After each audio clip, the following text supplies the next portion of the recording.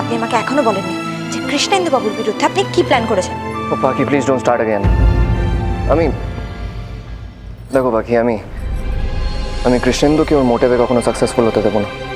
আর আমি তোমাকে বলেছি যে I'll handle it myself, okay? You just make sure যে কৃষ্ণেন্দু যেন জানতে না পারে যে আমরা জেনে গেছি। তুমি বরং এক কাজ করো, তুমি এই রাউন্ডে পার্টিসিপেটই করো না, or you make some excuse যে তুমি টাইমলি পায়েসটা বানাতে পারো নি, অর সামথিং লাইক দ্যাট। কখনো না।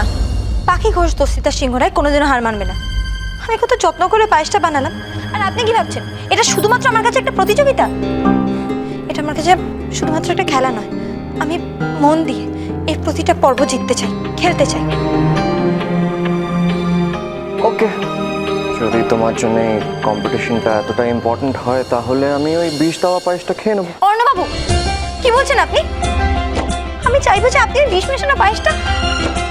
ছি, আপনি না কোনোদিন আমাকে বোঝেননি। আমার ভাবনা, আমার ইচ্ছা অনিচ্ছা কোনো দাম নেই আপনার কাছে।